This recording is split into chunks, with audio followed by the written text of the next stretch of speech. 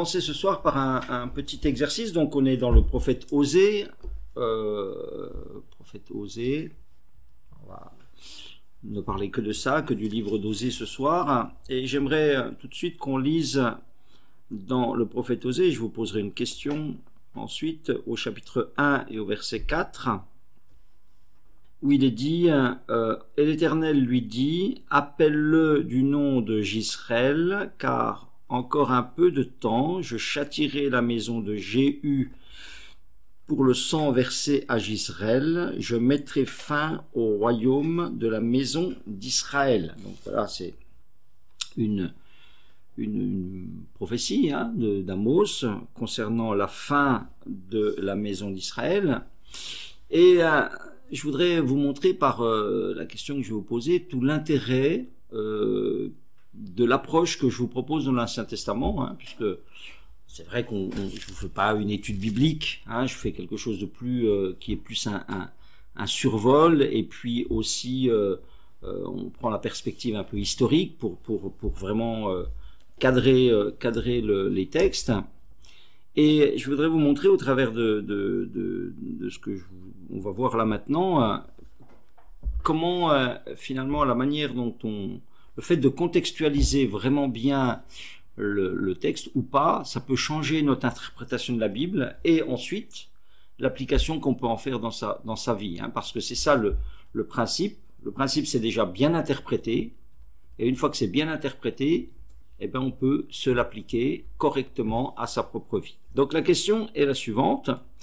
En lisant ce verset 4, encore un peu de temps et je châtierai la maison de Jéhu pour le sang versé à Jisraël, je mettrai fin au royaume de la maison d'Israël.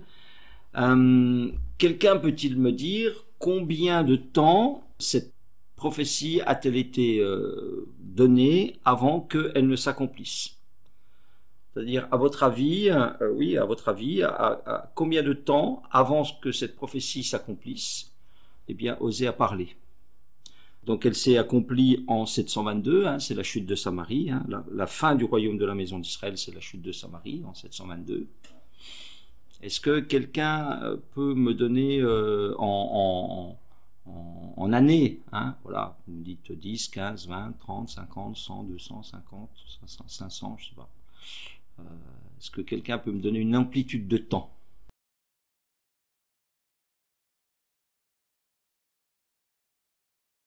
Comme ça, c'est un petit peu dur, c'est vrai. On prend la chronologie des rois.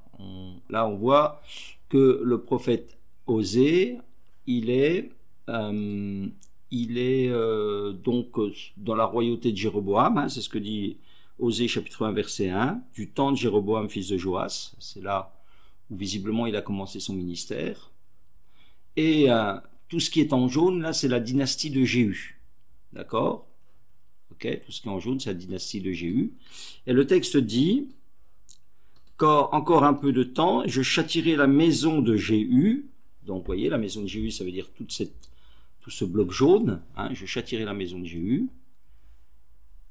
Donc, ça veut dire quoi, déjà? Ça, quand on lit ça, on comprend que la maison de Jéhu, elle n'est pas encore tombée. Donc, c'est avant la fin du jaune. D'accord? Et il dit, ensuite on va descendre, après, donc on va descendre et on voit, donc il y a eu Zacharie, il y a eu Shaloum, il y a eu Menahem, il y a eu Pekashia, donc là on peut compter 10 ans, 2 ans, alors voilà, on compte, voilà, 10 ans, 2 ans, on a 32 ans, et hop, plus 9, 41 ans, et là on arrive à la fin du royaume d'Israël.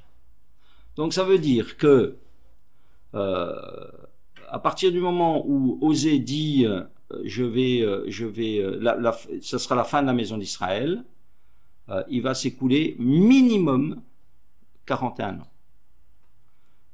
Alors, mais moi quand je lis le texte, il dit encore un peu de temps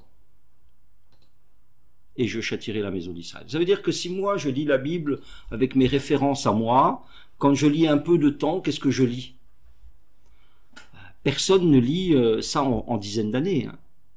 Nous, avec notre lecture occidentale moderne, on va dire encore un peu de temps, peut-être quelques semaines, quelques mois, bon, peut-être une année, encore un peu de temps. Là, il est question de plus de 40 ans. Donc, je ne sais pas si vous comprenez ce que je veux vous dire. C'est-à-dire que le langage de la Bible, on doit l'apprendre. Vous voyez? Que la notion de temps, par exemple, dans la Bible, elle n'est pas la nôtre. Et que très rapidement, on peut faire des erreurs d'interprétation et donc des erreurs d'application. Vous voyez? Et donc, forcément, après, on fausse le message de la Bible.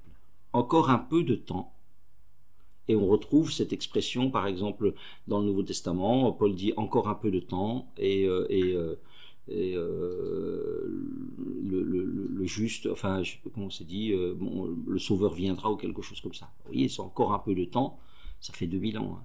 Donc la notion de temps de Dieu dans la Bible, elle n'est pas la nôtre. Voilà, on doit apprendre la Bible, hein. On doit, et c'est pas... vous avez des gens qui vous disent, oh ben moi, je la lis, c'est le Saint-Esprit qui me parle. Eh ben ça, le Saint-Esprit vous le montrera jamais. Parce que, enfin, il vous le montre par des biais d'enseignement, par des biais d'apprentissage. Et c'est important, eh bien, qu'on apprenne vraiment le langage de la Bible, qui n'est pas le langage que nous avons, nous, hommes modernes. Voilà, c'était une petite parenthèse, c'était en lisant, je me suis dit, tiens, ça m'est apparu et je voulais le partager avec vous. Donc, de là, j'en viens à vous dire que pour bien comprendre les prophètes, hein, les 15 prophètes, il y a 15 prophètes, il y a 12 petits prophètes et 3 grands prophètes. Alors on appelle ça des petits prophètes, pas parce qu'ils sont moins importants que les grands, que sont Ésaïe, Ézéchiel et Jérémie, mais parce que leur texte est plus court. Hein. On appelle ça petits prophètes, c'est à cause simplement de la longueur de leur texte. Et donc pour bien comprendre ces prophètes, que ce soit les petits ou les grands, on doit, eh bien, les replacer correctement dans leur temps et dans leur contexte. Ainsi, nous comprendrons exactement ce qu'ils ont voulu dire, et comprenant bien ce qu'ils ont voulu dire, nous pourrons ensuite bien l'appliquer à nos vies. Donc ce soir, on s'intéresse à ce prophète Osée, qui est un prophète du 8e siècle avant Jésus. Donc voilà, peut-être pour ceux qui n'ont pas suivi ou parce qu'on est oublieux de ce qu'on entend, au 8e siècle avant Jésus, donc c'est entre 700 et 800 avant Jésus, nous sommes en Israël dans une période qui est la royauté, et là apparaissent des prophètes qu'on appelle scripturaires, ça veut dire que c'est des prophètes dont on va garder les écrits. Avant il y avait des prophètes, Élie, Élisée, etc. Mais là apparaissent ces prophètes dont on va garder les écrits, et Dieu a voulu que les choses soient ainsi pour que, eh bien, ces écrits soient ensuite transmis, puisque ils sont des avertissements et aussi des annonces de ce que Dieu va faire, pour qu'ils soient transmis de génération en génération. Le prophète, donc, le prophète scripturaire, c'est prophète du 8e siècle. Alors, on en a déjà vu quelques-uns. On a déjà vu Abdias, on a déjà vu Joël, on a vu Amos, et bon, c'est un 4e, sont des prophètes d'abord qui dénoncent le péché de la nation dans le temps où ils vivent. Voilà. Ça, il faut que ça soit clair dans votre esprit. C'est leur rôle premier, c'est de dénoncer le péché. C'est-à-dire, en fait, c'est de rappeler la loi au peuple d'Israël. Tout est lié dans la Bible. Dans la Bible, il y a un peuple qui a fait un jour une alliance au Sinaï avec Dieu. Dans cette alliance, il y avait 613 ordonnances, et c'était le contrat, hein, que Dieu avait placé avec le peuple. Or, au fur et à mesure du temps, eh bien, le peuple s'était libéré de ce contrat. Et le prophète, c'est simplement quelqu'un qui vient rappeler le contrat. Il vient rappeler les 10 commandements, il vient rappeler les lois de Moïse, qui étaient des lois de justice, des lois de protection du pauvre. On avait vu tout ça quand on avait fait le Deutéronome. Donc, c'est ça, c'est le péché. Il vient dénoncer, eh bien, que tout ce qui, dans le fonctionnement du peuple et le comportement du peuple, n'est plus en accord avec l'alliance. Ça, c'est son rôle premier. Et puis, puisque, eh bien, dans la loi, il y avait des avertissements si on désobéissait à la loi, hein, c'était bénédiction ou malédiction, bénédiction si on obéissait, malédiction si on désobéissait. Eh bien, c'est pour ça qu'il y a aussi l'annonce de choses à venir, en particulier pour Israël, et un petit peu aussi par extension, des choses qui concernent Jésus-Christ. Mais c'est pas le gros de la prophétie, hein, des paroles des prophètes. Ça, c'est un peu à la marge des choses à venir. Ce qui est vraiment le point important, ce sont des dénonciateurs des péchés du peuple et effectivement à la marge des annonciateurs de ce qui va arriver dans la suite du temps en ce qui concerne Israël et en ce qui concerne Jésus. Alors, on en est donc à Osée. Osée, voilà. Donc, bien, ça c'est important ce que je vous dis pour que vous compreniez bien le rôle d'un prophète. Et ça donne du sens à tout le texte. Ça donne du sens à tout le texte. C'est pas facile à lire les prophètes. Les prophètes, c'est pas des livres qui se lisent comme on lit des autres livres de la Bible où vous avez une histoire qui se suit. Souvent, quand on lit les prophètes, au bout d'un moment, on se perd, on a l'impression que c'est toujours la même chose, c'est un peu contradictoire, il y a des termes, des trucs qu'on comprend pas tout, et on se lasse de lire les prophètes. On se lasse de lire les prophètes parce que, justement parce qu'on n'en a pas le contexte. Osée, son nom signifie délivrance, salut, c'est la même racine que Jésus ou Josué, hein, c'est la même construction de nom. Et donc, il vit dans on l'a vu, au temps de Jéroboam, il commence son ministère, et il va succéder à Amos. On a vu la semaine dernière, ou il y a 15 jours, le prophète Amos. Et je ne sais pas si vous vous souvenez, mais on avait dit que les prophètes se succèdent et se reprennent, hein, dans leurs prophéties. Par exemple, vous avez le fil conducteur du lion qui rugit. Vous vous souvenez que, par exemple, Joël avait dit à la fin de sa prophétie, Joël 3,16, de Sion, l'Éternel rugit, de Jérusalem, il fait entendre sa voix. Et puis Amos commençait sa prophétie comme ça, de Sion, l'Éternel rugit, de Jérusalem, il fait entendre sa voix. Et on retrouve cette notion du lion qui rugit lorsque on lit le prophète Osée au chapitre 11 et au verset 10, et on avait vu que il est dit « Ils suivront l'Éternel qui rugira comme un lion, car il rugira et les enfants accourront de la mer. » Et 3 fois, dans Osée, vous avez cette image du Dieu qui est un lion qui rugit. « Je serai comme un lion, 5,14 pour Éphraïm, comme un lionceau pour la maison de Juda. » Voilà. Et puis vous l'avez aussi au chapitre 13 au verset 7. Donc ça veut dire quoi? Qu'il y a une continuité, hein, il y a une continuité chez ces prophètes et que ils sont les traducteurs, on avait dit, ils sont les traducteurs du rugissement du lion, ils sont les traducteurs de la pensée de Dieu, ils sont des porteurs de la parole de Dieu. Hein. Le prophète ne donne pas son opinion. Le prophète, il prêche pas ses idées. Le prophète, il donne la parole de Dieu. Ainsi parle l'Éternel. Ainsi parle l'Éternel.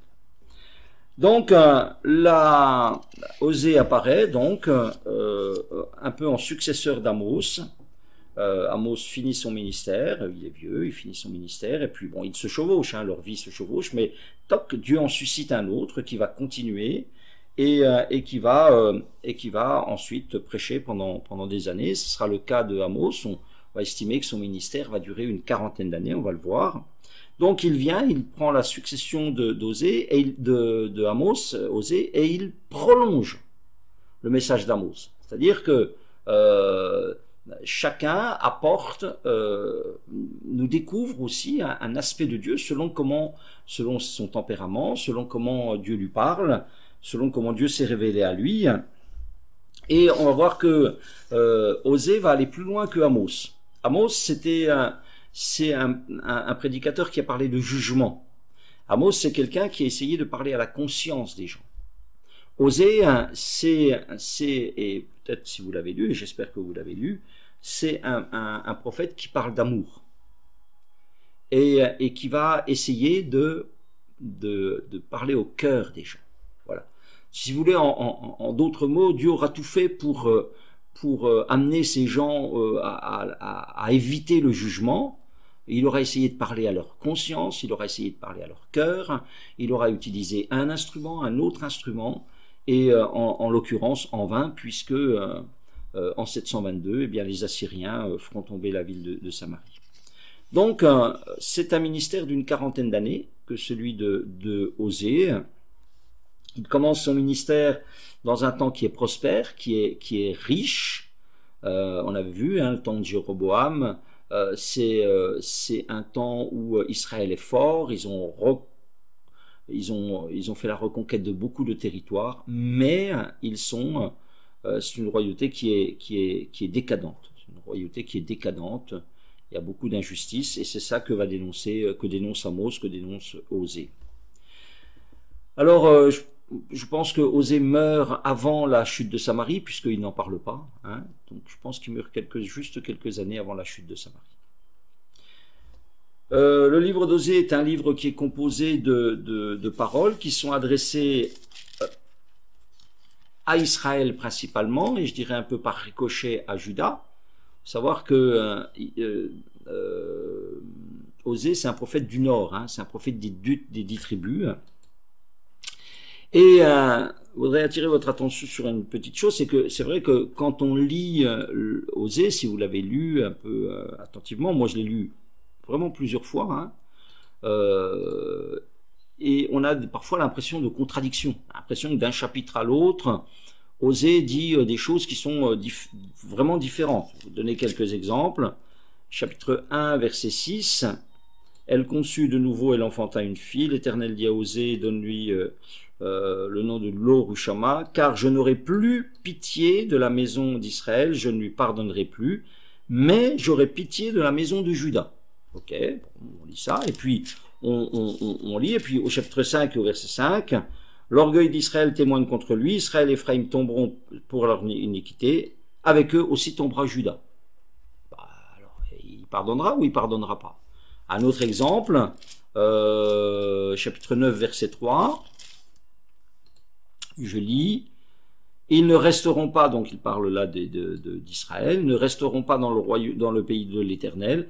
Éphraïm retournera en Égypte et ils mangeront en Assyrie des aliments impurs. Ok. Et puis au chapitre 11, au verset 5, donc 2 chapitres après, hein, ils ne retourneront pas au pays d'Égypte, mais l'Assyrien sera leur roi. Alors, ils iront en Égypte ou ils iront pas en Égypte? Il pardonnera Juda ou il pardonnera pas Juda? Comment on comprend ces contradictions? Eh bien, le seul moyen de comprendre ces contradictions, c'est justement de comprendre que le livre d'Osée, c'est pas une prédication qu'il a adressée une fois. C'est le condensé de ces messages qu'il a adressés pendant les 40 ans. D'accord?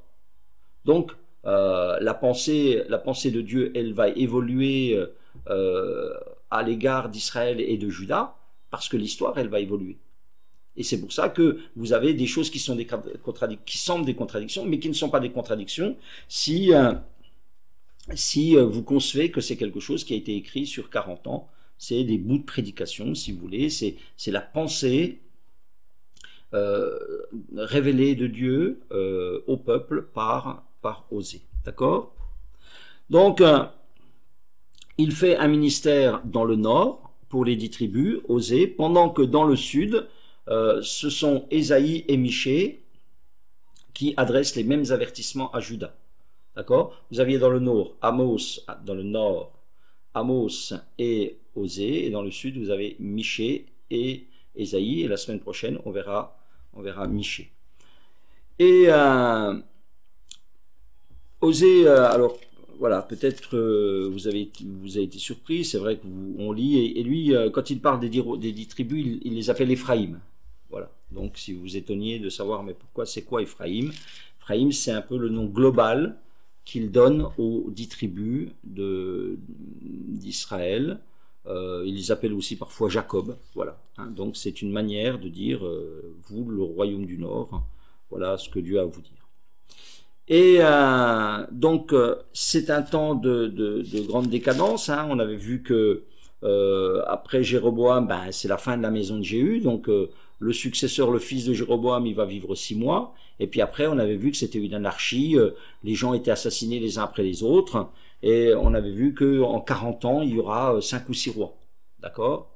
Donc, c'est une décadence totale à laquelle assiste le prophète Osée, décadence politique, d'accord? On voit que la maison de Jéhu disparaît, il n'y a plus de dynastie qui prend, ce sont un roi puis qui prend la place et il est assassiné, puis son assassin essaye de régner quelques années et puis quand il peut, puis il est assassiné. Donc il y a une grande instabilité politique, il y a des complots, des conspirations.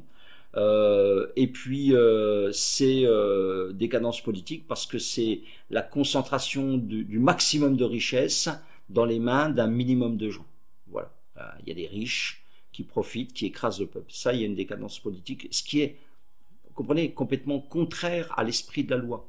C'est pour ça que Dieu ne voulait pas donner de roi au peuple, parce il leur avait dit, quand vous aurez un roi, eh bien forcément, sa pratique de la royauté vous amènera à vivre dans le contraire de ce que c'est que l'alliance.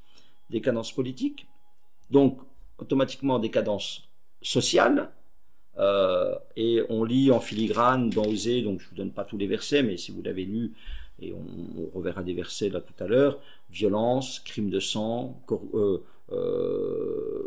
corruption, injustice, voilà, c'est tout ça, hein, c'est toute cette décadence sociale qui est là, dans le pays d'Israël. Ce qu'Amos disait déjà, vous avez vendu le pauvre pour une paire de chaussures, hein, voilà, la paire de chaussures, c'est ce qu'il y avait de... ça n'avait pas de valeur, quoi. Hein.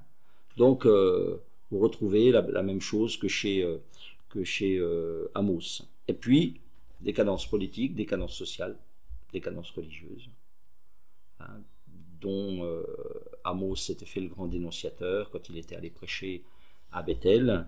Là, eh bien, Osée dit que les sacrificateurs, les prêtres, conduisent les gens dans le péché plutôt que de les conduire à Dieu. C'était le rôle, hein, le rôle c'était de les conduire à Dieu.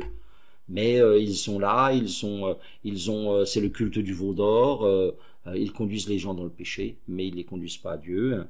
On voit, Osée nous parle de superstitions en tout genre, par exemple chapitre 4, verset 12, « Mon peuple consulte son bois, c'est son bâton qui lui parle. » Voilà, c'est son bâton qui lui parle.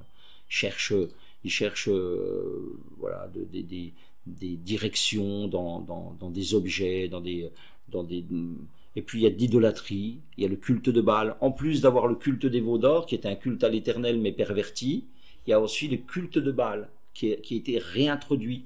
Hein, qui a été réintroduit. On sait que Jéhu, lui, il avait éliminé le culte de Baal, mais on voit que quelques années après, c'est revenu en force. Donc le culte de Baal, c'est le culte à des divinités, c'est des sacrifices, c'est de la prostitution sacrée, c'est toutes sortes de choses comme ça. Et le drame de tout cela, donc de toute cette décadence, c'est quoi? C'est que malgré tout cela, et c'est ce que va leur dire Osée, c'est que Israël pense que tout va bien. On trouve ça au chapitre 12 et au verset 9. Il dit,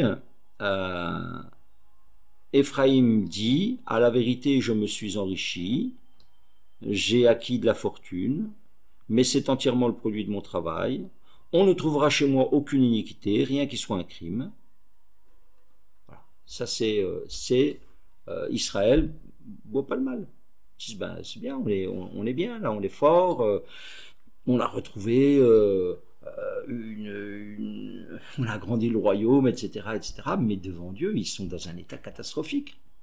Ils ont une épée de Damoclès au-dessus de leur tête, et c'est le rôle des prophètes de leur dire, mais vous oubliez une chose, vous êtes pas n'importe quel peuple, vous êtes le peuple de l'alliance. Vous avez fait une alliance avec un Dieu vivant, et ce Dieu vivant, il vous demande des comptes de l'alliance. Et vous allez avoir les malédictions de l'alliance. Et ces malédictions de l'alliance, annoncées dans le Deutéronome, ça va être l'exil. Et c'est ça, le message d'Osée. Alors Osée, quel est ce personnage? Alors déjà, c'est un des rares prophètes dont on va connaître un peu de la vie privée. vous allez regarder les autres prophètes, ceux qu'on a vus jusqu'à présent et les autres, on ne connaît quasiment rien de leur vie privée. Ils parlent de la part de Dieu, on retient essentiellement ce que Dieu dit au travers d'eux. Mais là, et on verra pour quelle raison, on va connaître quelque chose de très particulier de la vie privée d'Osée. C'est un homme qui est soumis à Dieu. On le voit, c'est visible dans Dieu lui dit de se marier avec telle femme, il le fait. Dieu lui dit tu appelleras tes enfants de telle manière, il le fait. Et c'est par sa vie privée que c'est par sa vie de couple qu'on connaît sa vie privée, parce que sa vie de couple va devenir une parabole. Il épouse une femme qui va se révéler infidèle, et malgré tout il va l'aimer jusqu'au bout. Il va l'aimer jusqu'au bout, comme Dieu aime Israël, son épouse. Chapitre 3, verset 1, il est dit, Dieu lui dit, aime-la comme l'Éternel aime les enfants d'Israël qui se tournent vers d'autres dieux et qui aiment les gâteaux de raisin. Voilà. Ça veut dire qui aime les gâteaux de raisin. Les gâteaux de raisin, c'était, on trouve ça nous est expliqué dans le prophète Jérémie, c'est des gâteaux particuliers qu'on faisait pour offrir à certaines divinités. Voilà. Ils aiment les gâteaux de raisin, donc on pétrissait des gâteaux spéciaux qu'on offrait en sacrifice. Donc c'est pour ça que vous avez cette mention des gâteaux de raisin. Voilà, si nous on le lit, on dit ah bah tiens, il y a quoi de mal à aimer des gâteaux de raisin. Voilà, c'est pas le gâteau de raisin en lui-même, mais c'était le pourquoi il était fait et sa destination. Donc c'était un culte idolâtre. Donc forcément c'est un homme blessé. C'est un homme blessé parce qu'un homme trompé, c'est un homme blessé. Et il est blessé à cause de sa vie personnelle. Il est blessé aussi à cause de l'endurcissement du peuple à l'appel de Dieu. Donc on sent que ça boue aussi en lui. Cette parole de Dieu, elle boue en lui. Et le peuple ne va pas se convertir à son message, puisque finalement tous ces appels à revenir à Dieu ne sont pas entendus, et juste après sa mort, Samarie sera prise et Israël partira en captivité. Et malgré cette vie personnelle brisée, malgré ce peuple endurci, c'est quand même un homme qui garde l'espérance. Un homme qui garde de l'espérance.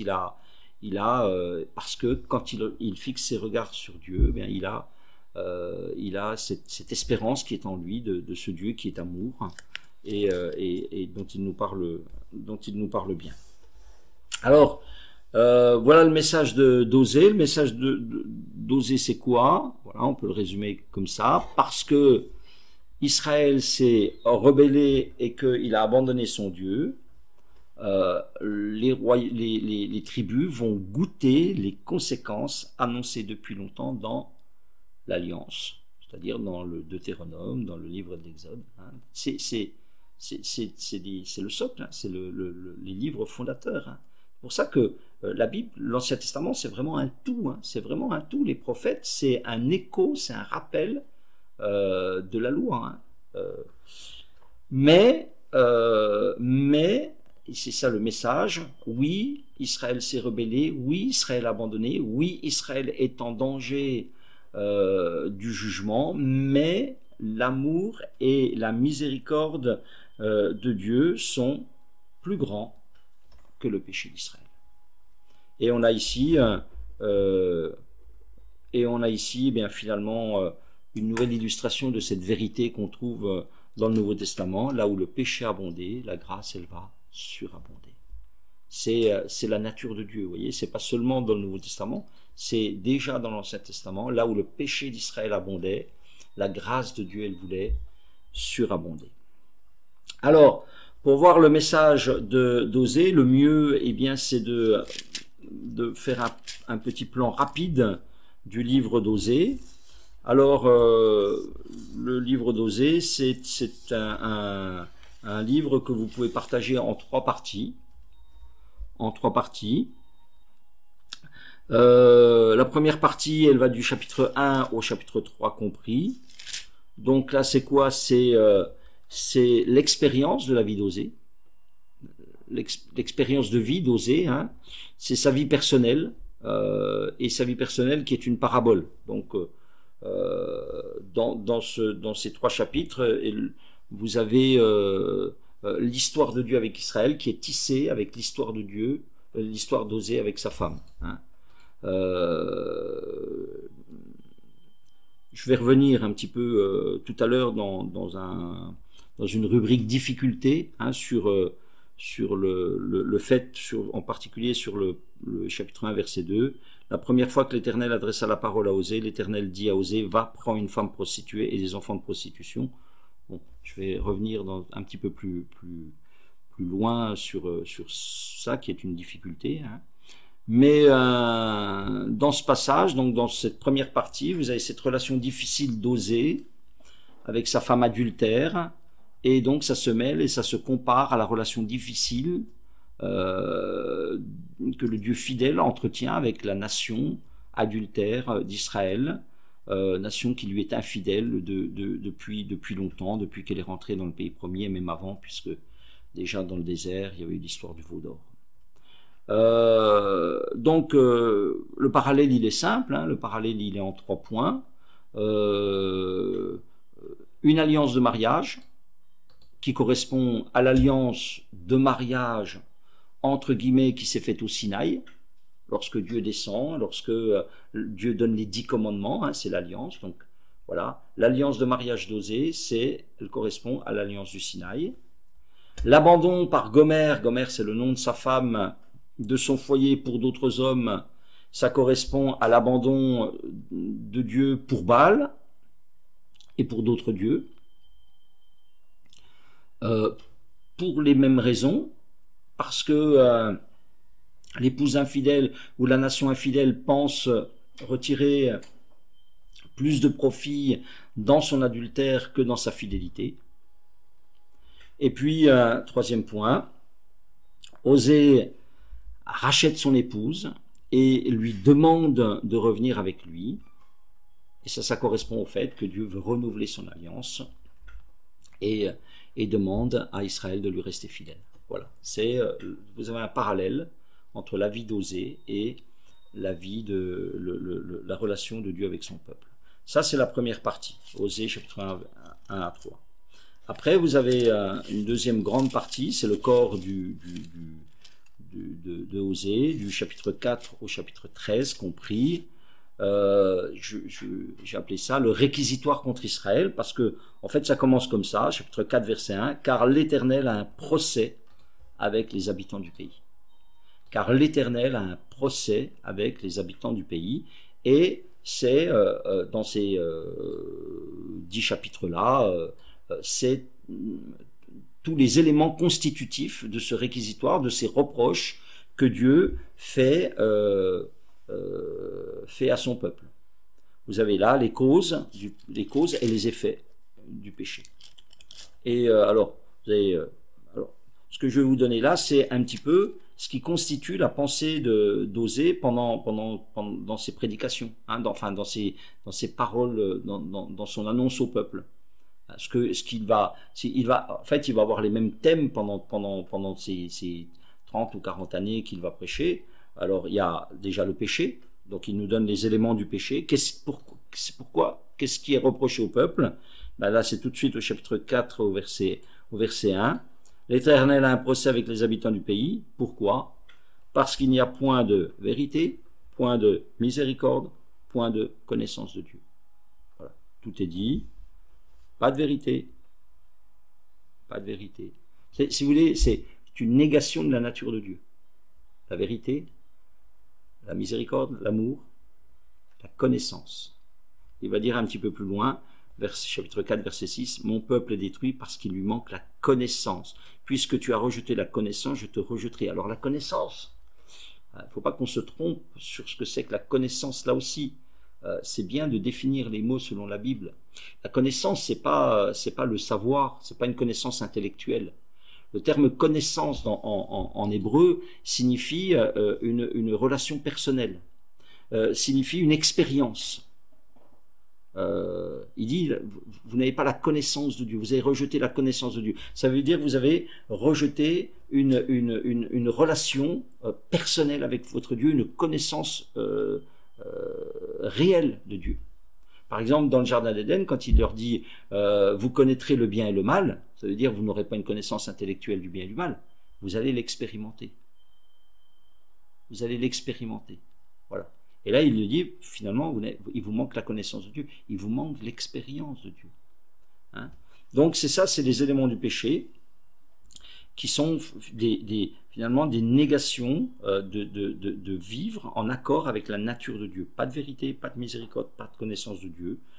Et puis, il développera aussi l'infidélité à l'amour. Hein? Donc, c'est l'infidélité du peuple, c'est aussi ce qui revient. Bon, je vous dis vraiment...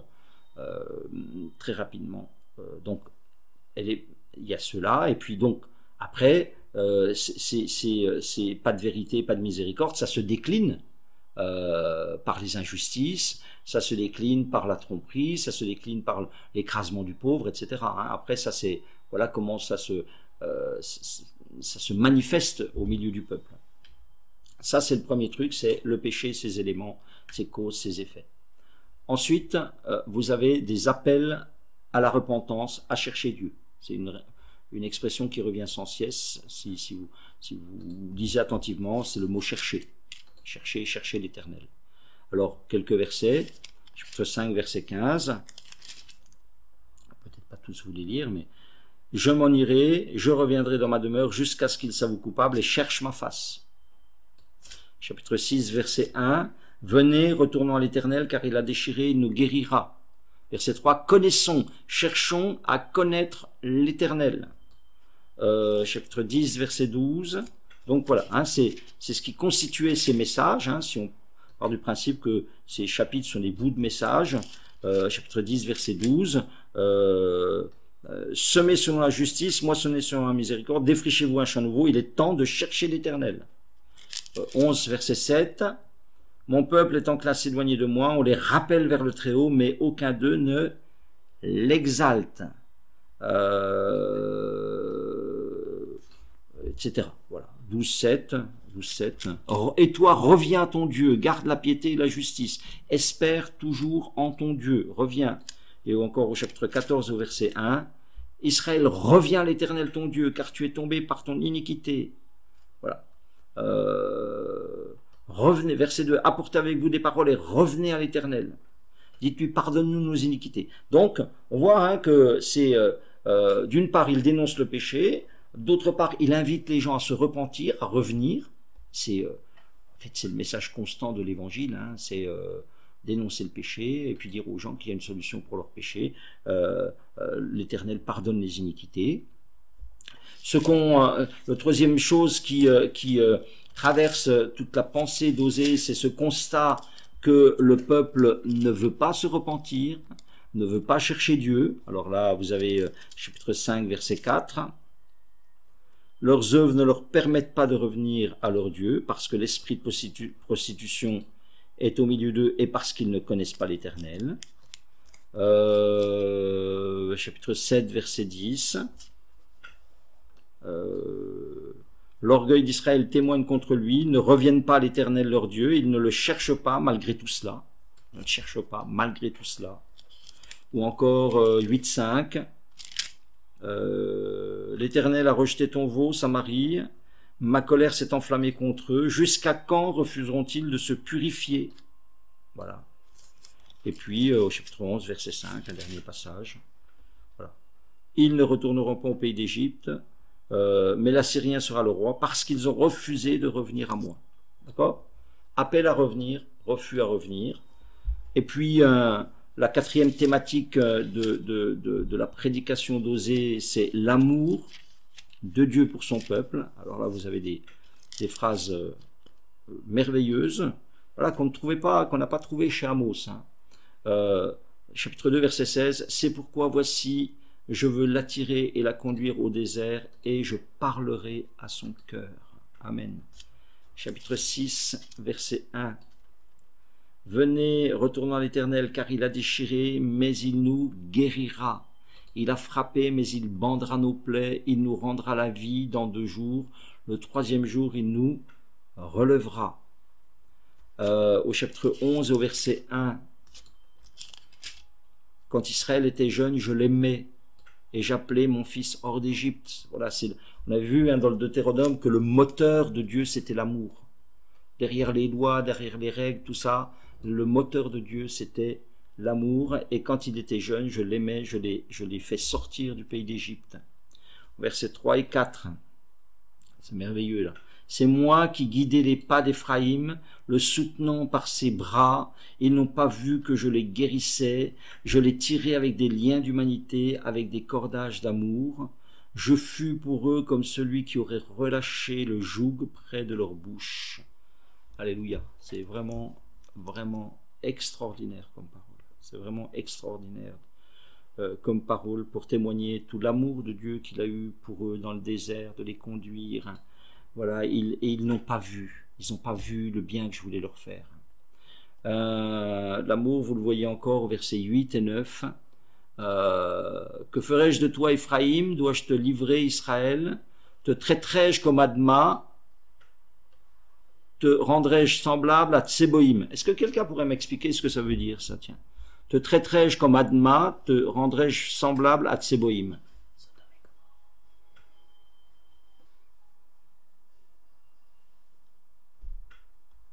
Exactement.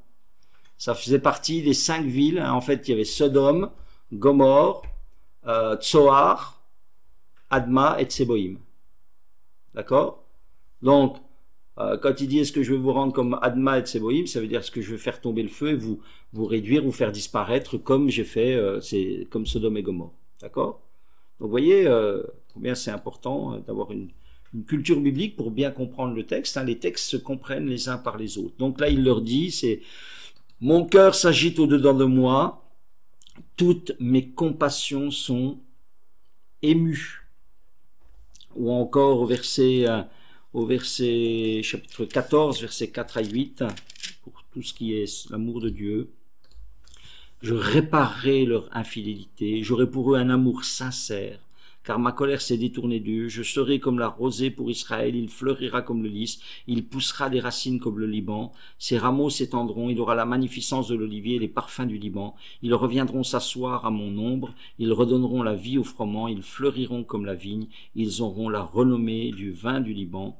Éphraïm, qu'ai-je à faire encore de tes idoles? Je l'exaucerai, je le regarderai, je serai pour lui comme un cyprès verdoyant, etc., etc. Voilà.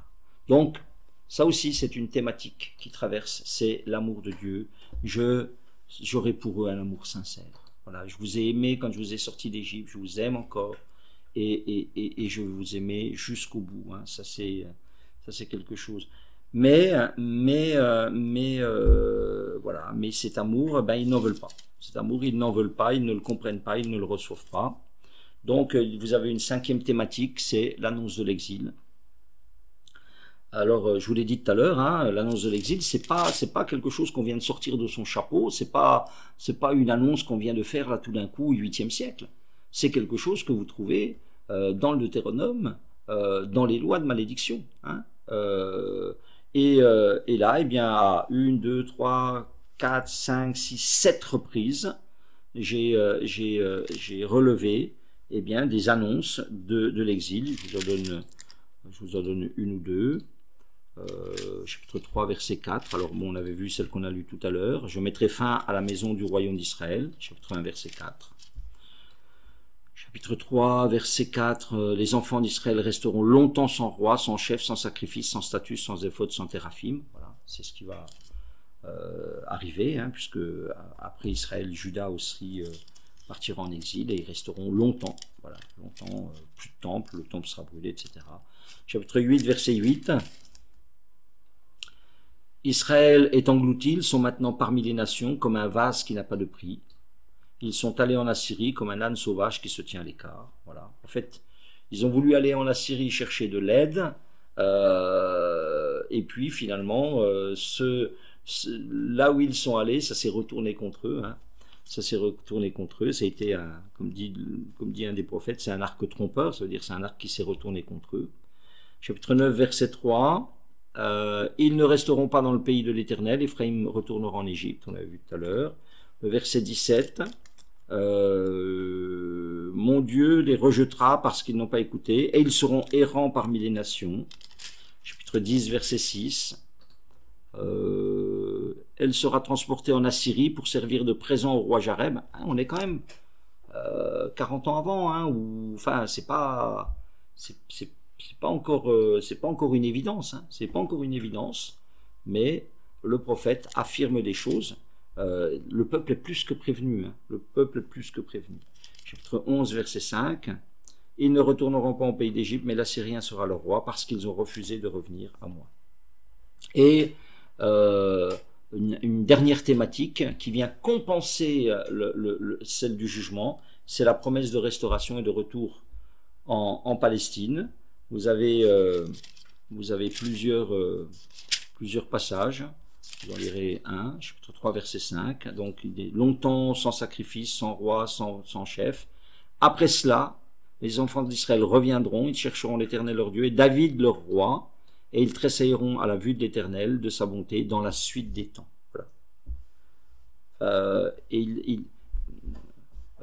Osée, c'est un prophète du Nord, hein, mais là, il dit, David sera leur roi. Hein. Donc, pour lui, il n'y a pas de prophète du Nord ou du Sud, c'est un prophète de l'Éternel. Alors, il travaille dans le Nord, Dieu l'a envoyé là, mais il sait très bien que la seule lignée digne de ce nom, c'est la lignée de David. Et il en a la preuve, puisque toutes les autres lignées, elles s'effondrent. Que ce soit la première de Jéroboam, que ce soit celle de Jéhu, que ce soit toutes ces petites lignées qui ont commencé et qui disparaissent à la deuxième génération, il n'y en a pas une qui tient. La seule, on l'a vu, qui depuis Salomon ne s'arrête pas, hein, sur notre schéma, ce qui est en vert, là, qui continue tout le temps, c'est la lignée de David, parce que la lignée de David, c'est une volonté de Dieu, d'accord?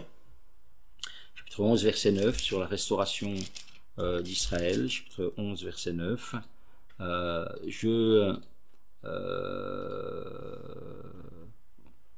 verset 10, ils suivront l'Éternel qui rugira comme un lion, car il rugira, et les enfants accourront de la mer, ils accourront de l'Égypte comme un oiseau, et du pays d'Assyrie comme une colombe, et je les ferai habiter dans leur maison, dit l'Éternel. Donc voilà, exil, mais promesse de retour. Ça, c'était notre deuxième grande partie. Donc le réquisitoire, le péché, les appels à la repentance, le refus de repentance, l'amour de Dieu pour son peuple, l'exil annoncé, et puis promesse de restauration, parce que il aime Israël. Il aime Israël, et que voilà, c'est un amour jusqu'au bout et jusqu'à la fin. Et puis une dernière partie, je vous ai dit ces 3 chapitres, sa vie personnelle, le réquisitoire, et le chapitre 14, qui est c'est un appel au pardon, et cette promesse de restauration, c'est surtout contenu là au chapitre 14. Voilà pour ce qui est du message au travers du plan. Et je reviens maintenant à cette difficulté, peut-être ça vous a heurté quand vous l'avez lu, ça vous a arrêté. Chapitre 1, verset 2, la première fois que l'Éternel adressa la parole à Osée, l'Éternel dit à Osée, va, prends une femme prostituée. Voilà. Pourquoi, comment Dieu peut-il demander au prophète d'aller épouser une femme adultère, une femme prostituée? Ça semble choquant, ça semble... Voilà, et quelqu'un peut-être pourrait dire, s'il l'a fait pour Osée, je peux aussi le faire pour moi, je ne sais pas quoi, hein, mais voilà, il faut bien qu'on comprenne le contexte, qu'on replace ces choses dans leur contexte. Donc c'est pas une question qui est simple à résoudre. Vous avez 2 grandes catégories d'interprétation de ce passage. Vous avez des gens qui disent que c'est un procédé littéraire. Ça veut dire que ça n'a pas réellement existé, mais que c'est une espèce de petite mise en scène inventée pour expliquer l'amour de Dieu pour son peuple adultère. Voilà. Ça, il y a des gens, hein, il y a beaucoup de gens qui ont pensé comme ça et qui ont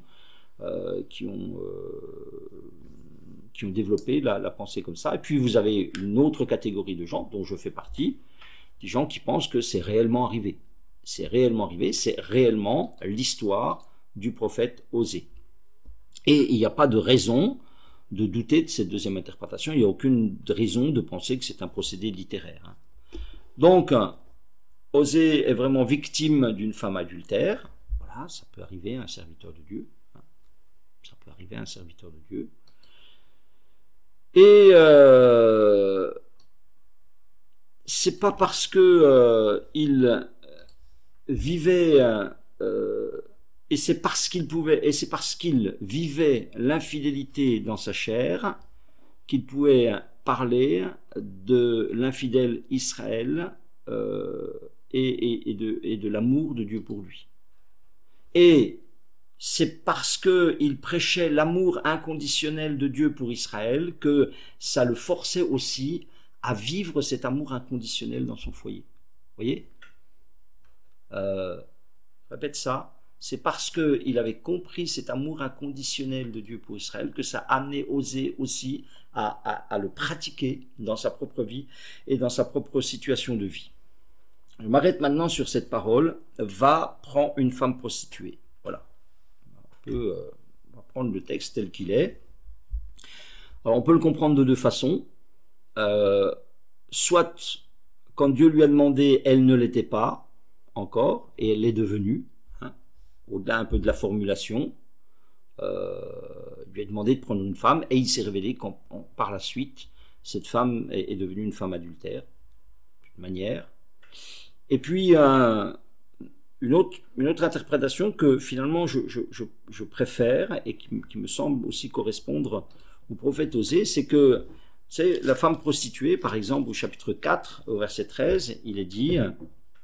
Il sacrifie sur le sommet des montagnes, il brûle de l'encens sur les collines, sous les chênes des peupliers, des térébinthes, dont l'ombrage est agréable.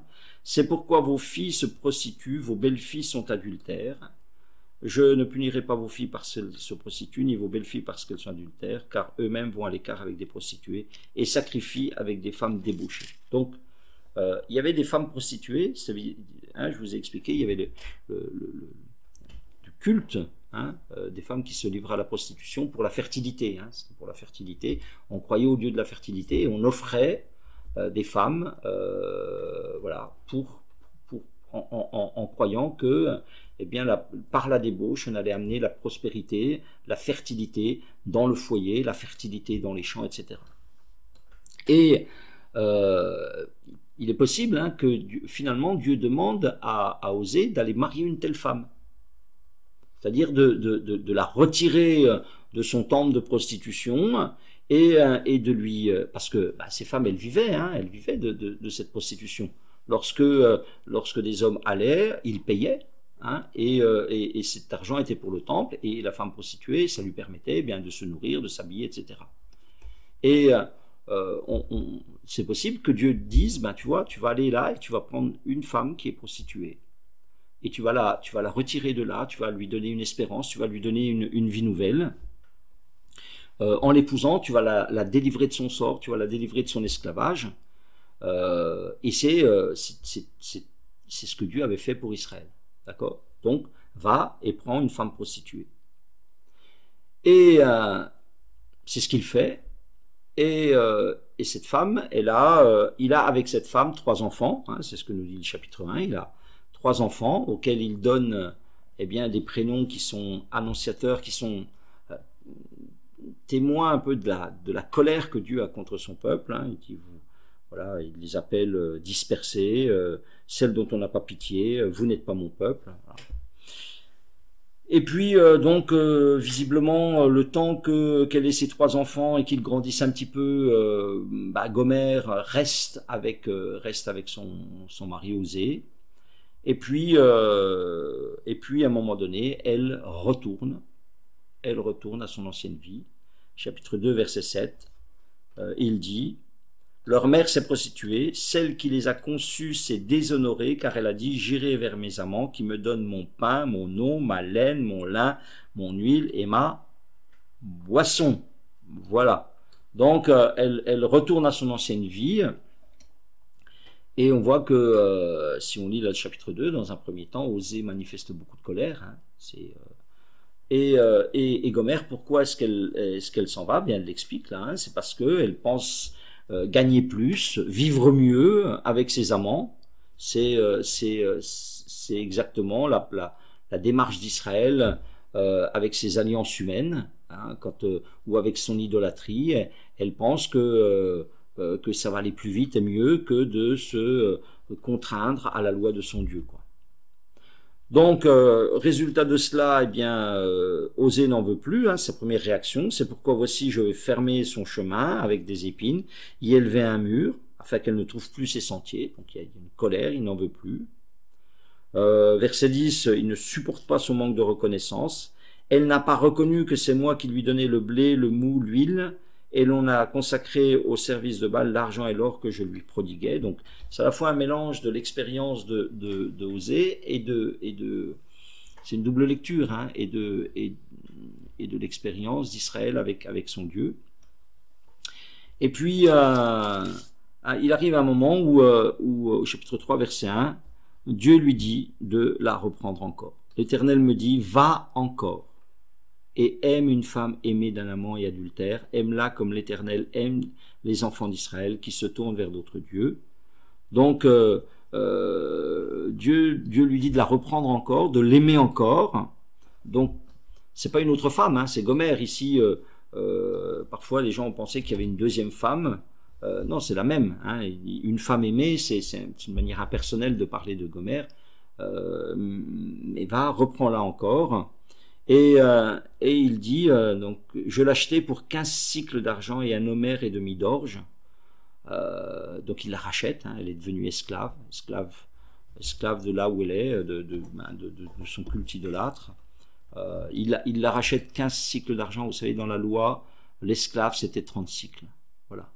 Donc sa valeur, c'est moins qu'un esclave, hein. Elle s'est avilie, elle a perdu toute sa valeur. C'est le peu de valeur qu'elle avait pour ses amants et le peu de valeur qu'Israël avait pour tous ces gens avec lesquels il a essayé de pactiser, avec les Assyriens, avec les Égyptiens qui lui ont tourné le dos, qui l'ont exploité, qui ont profité, hein, d'Israël, quoi, qui n'ont cherché finalement que ses richesses. Voilà donc un petit peu ce passage qui est un petit peu difficile, mais qu'on peut expliquer comme ça, et c'est assez cohérent, quoi. Donc, étant arrivé à tout cela, donc à l'exposition de tout ce livre d'Osée, j'espère que vous avez bien saisi et que ça s'est recoupé avec ce que vous aviez lu. Peut-être faire quelques applications pour aujourd'hui. Voilà, une fois qu'on a interprété, donc qu'est-ce qu'on peut l'appliquer? Donc, je dirais premièrement que le livre d'Osée est un livre pour tous ceux qui, un jour, ont fait une alliance avec Dieu. Nous avons fait une alliance avec Dieu, pas sur le mont Sinaï, mais dans les eaux du baptême. Nous avons fait une semblable alliance. Alors peut-être que nous avons pensé que c'était quelque chose d'un petit peu, peut-être nous l'avons pris un peu à la légère, mais il faut qu'on sache que pour Dieu, cette alliance, elle est sérieuse. L'alliance du Sinaï, elle est très sérieuse. Et Dieu poursuit Israël, même des siècles après. Il ne faut pas croire que le jour où on est passé par les eaux du baptême, on a fait quelque chose comme ça, bon, un petit peu sauvette, parce que ça se faisait. Non. On a fait une alliance avec Dieu. Et Dieu va vouloir honorer cette alliance. Voilà. Et c'est pour ça que parfois aussi, bien, il nous cherche, c'est pour ça que parfois il nous corrige, c'est pour ça que parfois il nous reprend, hein, parce qu'on sort de cette alliance. Et donc le livre d'Osée nous interroge pour savoir qu'est-ce qu'on a fait de l'alliance. Qu'est-ce qu'on a fait de l'alliance qu'on a fait avec Dieu? C'est ça que Osée dit à son peuple, dit mais qu'est-ce que vous avez fait? Voilà. Regardez où vous en êtes. Voilà. Et peut-être c'est ça la première interrogation qu'on peut avoir, c'est mais qu'est-ce que j'ai fait de cette alliance que j'ai pris il y a 1 an, 2 ans, 10 ans, 15 ans, 20 ans avec Dieu ou plus? Deuxièmement, notre application, c'est que ce livre nous rappelle, ça va de pair, hein, des vérités évangéliques. Hein. C'est pas un message qui est éloigné de nous. On a vu tout à l'heure, il est dit que là où le péché abondait, la grâce a surabondé. Voilà. Ça, c'est valable pour nous. Ça, c'est valable pour nous. c'est l'amour de Dieu. Éphésiens nous invite à connaître l'amour de Dieu qui surpasse toute connaissance, à l'expérimenter, en expérimenter sa longueur, sa profondeur, sa hauteur, sa largeur, voilà, toutes les dimensions de cet amour, à l'expérimenter. Voilà. Cet amour de Dieu, on a discuté avec plusieurs cette semaine, c'est cet amour de Dieu qui nous amène à... Il n'y a que ça qui peut nous libérer de la culpabilité. Si vous avez des gens qui m'écoutent là ce soir, qui ont des culpabilités, eh bien sachez que vous trouverez la délivrance de la culpabilité dans l'amour de Dieu. Là où le péché abondait, la grâce elle a surabondé. Il y a toujours plus de grâce que votre péché. C'est un message évangélique, celui d'Osée, parce que s'il nous parle de l'amour de Dieu inconditionnel, il nous parle de l'amour de Dieu exigeant. L'amour de Dieu, il est exigeant, on le voit, c'est un amour qui est exigeant. Il ne supporte pas d'être partagé, il ne supporte pas l'infidélité. Et il est dit, pour nous, dans le Nouveau Testament, et c'est un écho de l'Ancien, si nous péchons volontairement après avoir reçu la connaissance de la vérité, il ne reste qu'une attente terrible du jugement. Voilà. Il y a aussi un jugement, il y a aussi... on a aussi cette épée de Damoclès sur la tête. Et l'évangile que nous venons écouter, c'est un rappel constant à nous attacher à Dieu, à revenir à Dieu, à marcher dans ses voies, à avoir une pratique de l'évangile dans notre vie. Voilà. Pas seulement une théorie de l'évangile, mais une pratique dans nos relations. Il faut que cette relation que j'ai avec Dieu, il faut qu'ensuite elle se décline dans ma relation sociale, dans ma relation familiale, dans ma relation personnelle. Et le message qui est pour nous, c'est que finalement, la leçon aussi, c'est que la corruption interne, elle est plus dangereuse que les ennemis externes. Ce qui a détruit Israël, les 10 tribus, en fin de compte, c'est pas les ennemis extérieurs, c'est le péché à l'intérieur, c'est la corruption du péché. C'est ça qui a affaibli, éloigné Dieu et fait que Israël a été sans force face à ses ennemis extérieurs. Vous voyez, et on le verra la prochaine fois avec Juda, où il y a une fidélité à la parole de Dieu. Les mêmes Assyriens qui font tomber Samarie ne pourront pas faire tomber Jérusalem. Vous voyez? Pourquoi? Parce que là, il y a des gens qui ont gardé cette obéissance à Dieu. Et donc, cette leçon pour nous, c'est que la corruption de notre cœur, le péché dans nos vies, c'est le plus grand des ennemis. C'est le plus grand des ennemis. C'est là que nous allons nous affaiblir, et c'est là que nous allons perdre des victoires. Voilà. Les ennemis à l'extérieur ne sont que la conséquence du péché. D'accord? S'il n'y a pas le péché, il y a l'Esprit de Dieu, et donc il y a une puissance. Voilà. Mais s'il y a le péché, il n'y a pas l'Esprit de Dieu, et donc il n'y a pas de puissance. Ça, c'est ce que nous dit finalement l'histoire d'Osée, qui s'applique à nous. Tout comme Osée, eh bien aussi, nous sommes appelés à vivre sa parole réellement dans nos vies, hein, parce que c'est ça aussi l'histoire d'Osée. C'est que le gars, finalement, il se retrouve confronté à cet amour extraordinaire, et il va prêcher que Dieu aime Israël, que Dieu aime les adultères, et il est obligé de le vivre. Il est dans sa mesure à lui, humaine, il est obligé de le vivre. Nous sommes invités, pas seulement à théoriser la parole de Dieu, hein, mais à la vivre. Une chose de parler, hein, d'avoir des choses de Dieu dans la bouche, c'est une autre de les faire, de les pratiquer. Or, ce que Dieu veut, c'est ça, c'est qu'on les pratique. Vous êtes heureux si vous savez ces choses, pourvu que vous les pratiquiez. Il ne suffisait pas qu'Osée sache que Dieu aime Israël, mais que vraiment il puisse aussi le démontrer dans sa vie. Ça aussi, c'est une leçon, une application qu'on peut faire à nos vies. Voilà, et puis peut-être vous dire pour finir, pour compléter votre connaissance du livre d'Osée, c'est que on retrouve aussi beaucoup Osée dans le Nouveau Testament. Voilà. Et Jésus va reprendre à son compte les paroles d'Osée. Il va reprendre, ça va revenir 2 fois dans l'évangile de Matthieu. Vous allez trouver chapitre 6, verset 6. Il va dire « Car j'aime la miséricorde et non les sacrifices. » Voilà. La connaissance de Dieu plus que les holocaustes. Et Jésus dira ça, voilà. La parole de Dieu dit « J'aime la miséricorde et non les sacrifices. » Ça, c'est une sacrée leçon. J'ai appelé mon fils hors d'Égypte. Voilà, cette phrase qui s'appliquait à Israël, elle s'appliquera à Jésus petit quand il reviendra à Bethléem. Chapitre 11, verset 1. Matthieu, chapitre 2, verset 15. Vous avez aussi une parole d'Amos, chapitre 13, verset 5, qu'on retrouve dans les Épîtres.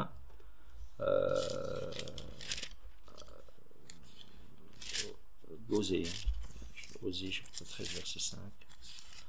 Osée, chapitre 13, verset 14. Parfois, j'ai dû mélanger Amos et Osée, mais chaque fois, c'est Osée. 13, 14. Ô mort, où est ta peste? Séjour des morts, où est ta destruction? C'est ce que Paul va dire aux morts, où est ton aiguillon? Voilà, donc c'est une parole d'Osée qui est reprise dans le Nouveau Testament. Amen.